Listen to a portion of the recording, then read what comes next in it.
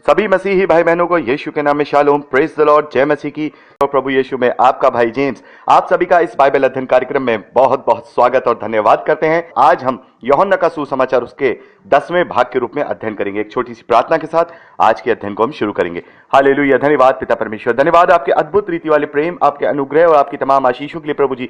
धन्यवाद करते हैं इस समय के लिए प्रभु जी, जब हम आपके वचनों को पढ़ रहे हैं, सीख रहे हैं प्रभु जी। होने दीजिए पिता परमेश्वर, आप हमारी सहायता कीजिए, आप हमारी मदद कीजिए, आप हमारी अगुवाई कीजिए। पवित्र आत्मा हमें सिखाए कि हम कैसे वचनों को सीख सकते हैं, कैसे हम वचनों को सिखा सकते हैं। प्रभु सब कुछ हम आपके हाथों में सौंपते हैं। इस प्रार्थना विनती निवेदन को यीशु के सामर्थी नाम में मांगते हैं, आमीन।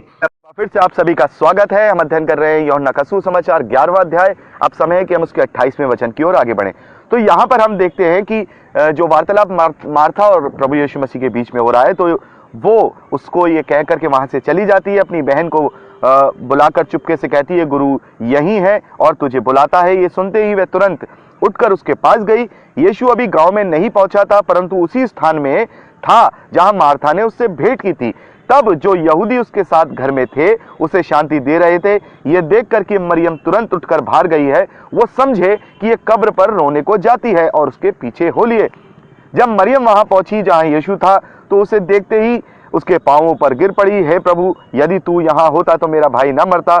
जब यीशु ने उसको और उन यहूदियों को जो उसके साथ आए हुए थे रोते हुए देखा, तो आत्मा में बहुत उदास और व्याकुल हुआ और कहा, तुमने उसे कहाँ रखा है? उन्होंने उससे कहा, हे प्रभु चलकर देख ले। यीशु रोया, यीशु रोया। तो यहाँ पर एक छोटी सी आयत है, यहाँ लिखा है यीशु रोया। और हम देखते हैं कि यही बात जो मार्था ने प्रभु से कही थी, हे प्रभु, हे गुरु, अगर तू यहाँ होता तो मेरा भाई कभी ना मरता।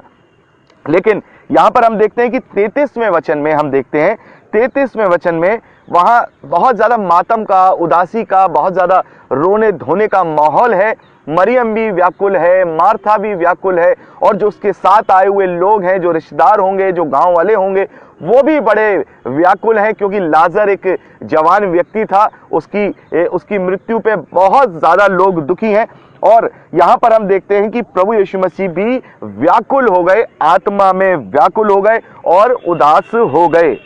और जब हम आगे पढ़ते हैं तो वहाँ देखते हैं कि प्रभु यीशु मसीह उनसे कहते हैं कि भाई मुझे उसकी कब्र पे ले चलो। और जब उसकी कब्र पे पहुंचते हैं तो वहाँ लिखा है यीशु रोया।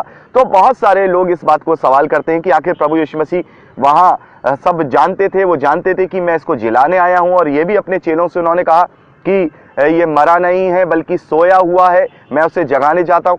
तो आखिर जब सब कुछ जानते थे प्रभु जी, तो फिर वहाँ पर वो क्यों रोए? देखिए 33वें वचन में हमने क्या पढ़ा कि वहाँ का जो माहौल है वो बहुत ही व्याकुलता का है, बहुत ही उदासी का है।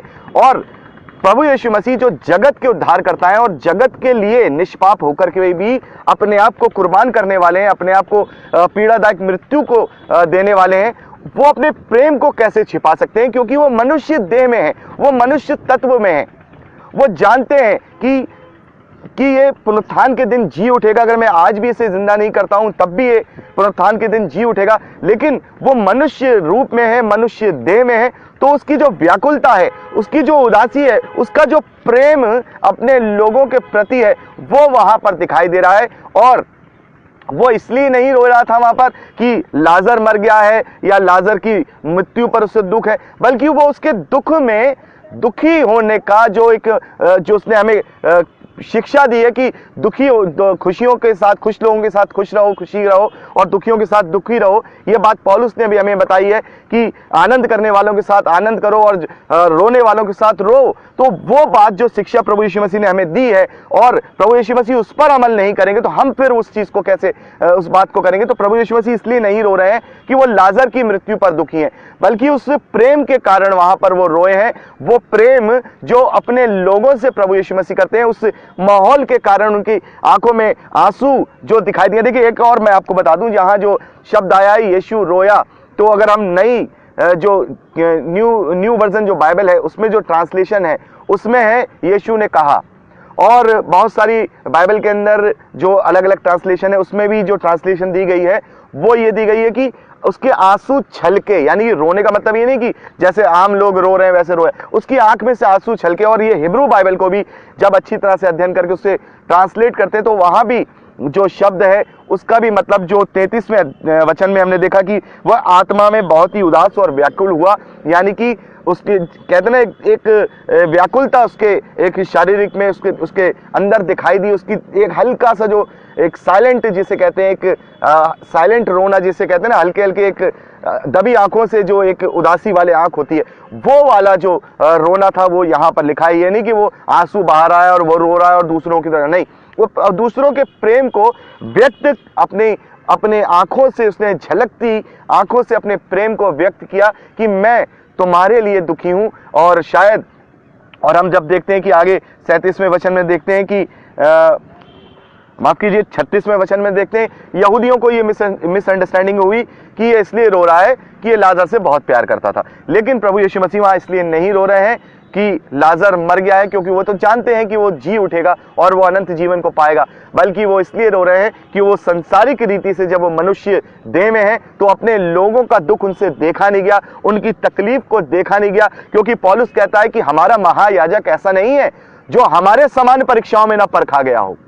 पौलुस ने इस बात को कहा है कि हमारा महायाजक, ऐसा महायाजक यानी प्रभु यीशु मसीह ऐसा हमारा उद्धार करता है कि वो मेरे और आपकी तरह ही हर एक परिस्थिति को झेल करके, उसे परख करके वो हमारे लिए हमारा महायाजक ठहरा है। तो प्रभु यीशु मसीह हर एक रीति से उसने मनुष्य रीति में रह करके हर एक दुख को, तकलीफ को, परेशानी को उसने जो है महसूस किया है, उसे झेला है। और यहाँ भी वो अपने प्रेम को व्यक्त करने के लिए अपनी झलझलाती हुई आंखों से अपने प्रेम को व्यक्त कर रहे हैं कि देखो मैं तुम्हारे साथ दुखी हूं और मैं तुम्हारे साथ व्याकुल हूं।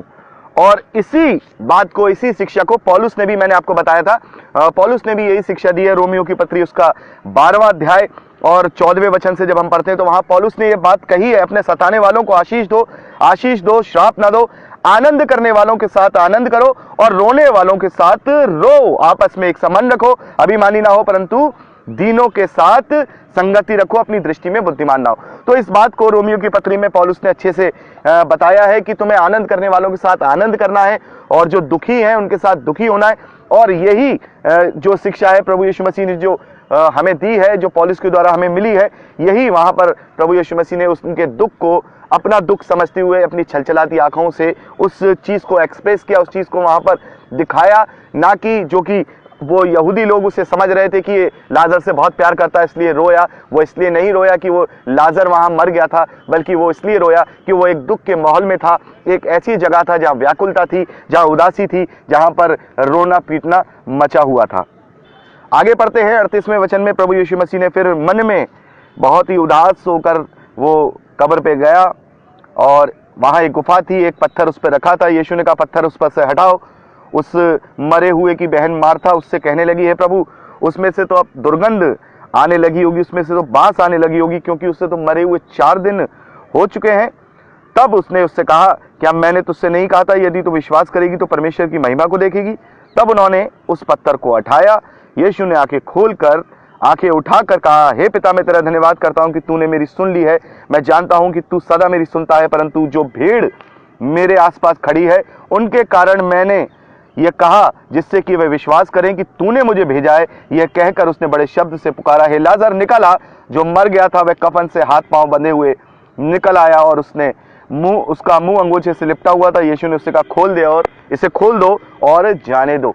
तो यहां पर हम देखते हैं कि जो परमेश्वर का जो प्रायोजन था उस लाजर के द्वारा कि उसको दोबारा से जिलाया जाए, और वहां जो भीड़ है उस भीड़ को इंडिकेट करते हैं वहां पर प्रभु यीशु मसीह, यानी कि ये स्पेशल एक चिन्ह है, एक स्पेशल जो है आश्चर्य कर्म है वहां पर प्रभु यीशु मसीह ने लाजर के द्वारा दिखाया है। और इस बात को हम देखते हैं कि अन्य सुसमाचारों में हम देखते हैं काफी जो लोग हैं, एक बुढ़िया है, उसके बूढ़ी औरत है, उसके जवान बेटे को भी प्रभु यीशु मसीह जिंदा करते हैं, जिलाते हैं।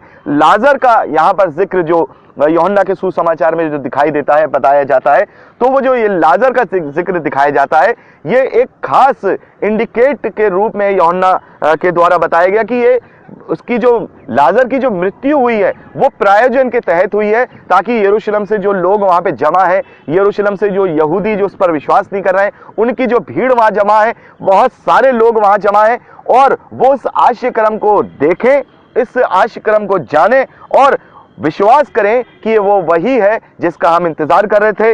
यही वो परमेश्वर का इकलौता पुत्र है जिसके द्वारा हम अनंत जीवन को पा सकते हैं। यही है जिसके द्वारा हम परमेश्वर से मेल कर सकते हैं। और इतना कहकर प्रभु ने उससे आदेश दिया कि निकल आ लाजर, और वो कफन में से, मरे हुए में से 4 दिन के बाद वो उस कब्र में से जीवित बाहर निकल आया। तो यहां पर हमने 44वें वचन तक का अध्ययन किया।